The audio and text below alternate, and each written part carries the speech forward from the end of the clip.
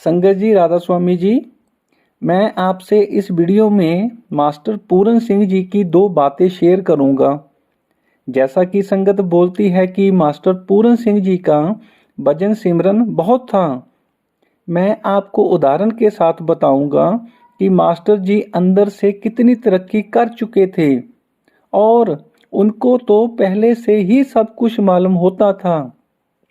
दूसरी बात, मैं मास्टर जी से मिलना चाहता था क्योंकि मेरा कोई भजन सिमरन से संबंधित सवाल था।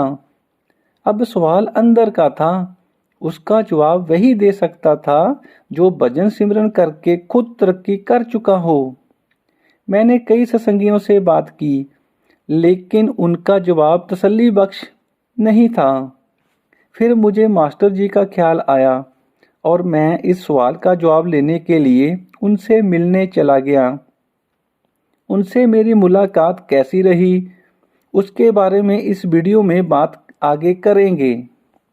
वीडियो में आगे बढ़ने से पहले आपसे विनती करता हूं कि आप इस चैनल को सब्सक्राइब जरूर कर दें और वीडियो को लाइक भी कर दें और कमेंट बॉक्स में यह जरूर बताना कि आपकी भी कभी मास्टर पूरन सिंह जी से मुलाकात हुई है।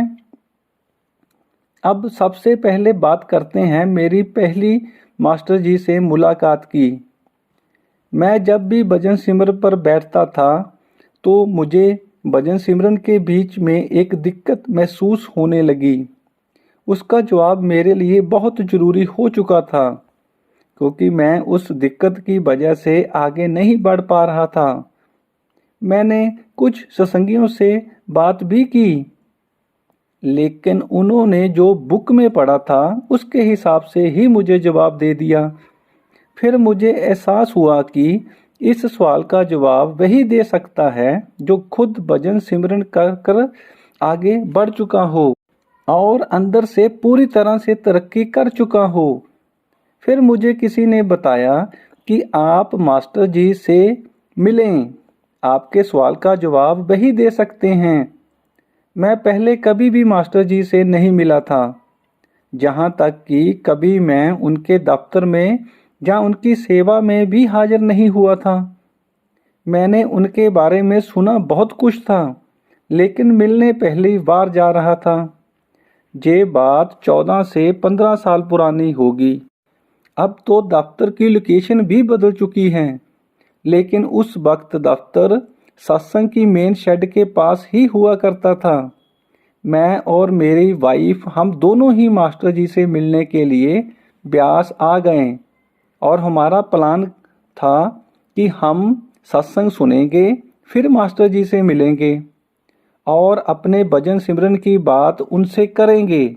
लेकिन सत्संग के बाद मुझे बहुत भूख लग गई और मैं अपनी वाइफ से बोला कि चलो सबसे पहले लंगर खा आते हैं और फिर मास्टर जी से हम मिलेंगे।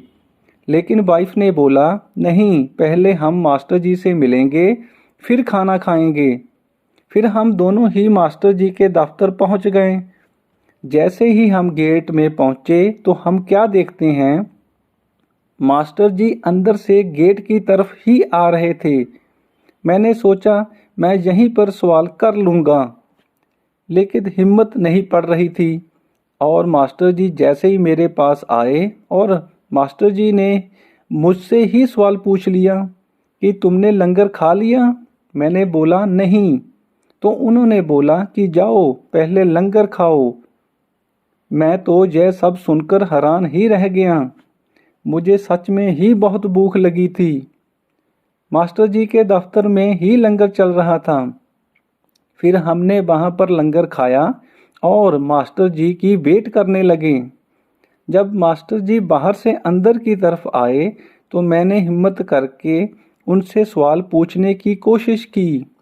उस वक्त मास्टर जी सेवादारों को गाड़ियों में बिठाकर सेवा पर भेज रहे थे।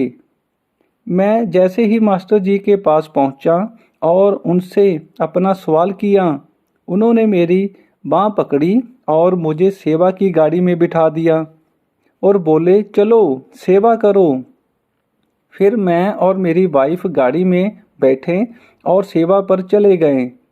वहाँ पर जाकर हमने प्लान बनाया कि हम शाम को मास्टर जी से मिलेंगे और अपने सवाल का जवाब लेंगे।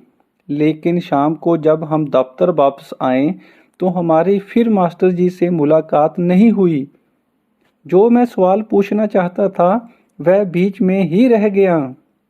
वैसे देखा जाए तो मैं तो सवाल पूछने ही आया था, लेकिन वहाँ पर मुझे पहली बार सेवा करने का मौका भी मिल गया। ऐसा नहीं कि मुझे उस सवाल का जवाब मिला। मैंने बाबा जी को चिट्ठी लिखी थी और बाबा जी आंसर चिट्ठी के माध्यम से ही मुझे दे दिया। मुझे तो बाद में मालूम पड़ा कि मास्टर जी से जो भी सवाल पूछने के लिए जाता था, मास्टर जी उसे सेवा पर ही भेज देते थे। मैंने तो ये भी सुना है कि बाबा जी भी कहते हैं कि मैं तो डर के मारे ही मास्टर जी के दफ्तर नहीं जाता, कहीं मुझे भी सेवा पर ना भेज दें। अब बात करते हैं, क्या मास्टर जी को पहले से ही सब कुछ मालूम होता था? एक बार हमारा कोई रिश्तेदार ही था जो हॉस्टल में सेवा करते थे। वहाँ पर रिपेयरिंग का काम चल रहा था, तो मास्टर जी ने वहाँ पर कुछ सेवादारों की सेवा लगा दी। आपने सभी के रूम में से बाथरूम को अच्छे से साफ करना है, क्योंकि वहाँ पर अभी अभी रिपेयरिंग का काम खत्म हुआ था। तो बाथरूम में जैसे बजरी के दाने, रेता, ईंट काफ़ी कुछ पड़ा हुआ था। सभी सेवादारों ने मिलकर रूम को भी साफ कर दिया और बाथरूम को भी साफ कर दिया। फिर मास्टर जी शाम को सभी कुछ चेक करने के लिए वहाँ पर आए। उन्होंने सेवादारों से पूछा कि सारा काम खत्म हो गया है? सेवादारों ने बोला, हाँ जी, हो चुका है।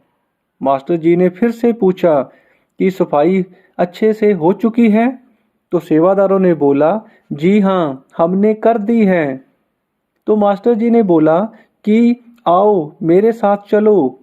मास्टर जी उनको एक हॉस्टल के रूम में ले गए और बाथरूम का दरवाजा खुलवाया और अंदर गए। जहाँ से बाथरूम का पानी पाइप से बाहर निकलता है, उसमें हाथ डाला और अपने हाथ से उस पाइप के बीच में से बजरी के दाने, रेता, छोटी छोटी ईंट के टुकड़े अपने हाथ से भरकर बाहर निकाल दिए और सेवादारों से पूछा, ये कैसी सेवा है? जब सेवादारों ने ये सब कुछ देखा तो वह हैरान रह गए। हमने तो अच्छे से सेवा की थी। इस बात से अंदाजा लगा सकते हैं कि मास्टर जी पहले से ही सब कुछ जानते थे। कई सत्संगी यहाँ तक बताते हैं कि वह सोते नहीं थे, सारी रात भजन सिमरन पर ही बैठे रहते थे और भजन सिमरन से उठकर सीधा ही सेवा पर आ जाते थे। संगत जी, ये थी मास्टर पूर्ण सिंह जी के बारे में कुछ बातें। अगर आपको ये वीडियो अच्छी लगी तो आप इस चैनल को सब्सक्राइब जरूर कर दें और वीडियो को लाइक भी कर दें और कमेंट बॉक्स में राधा स्वामी लिखना मत भूलना। राधा स्वामी जी।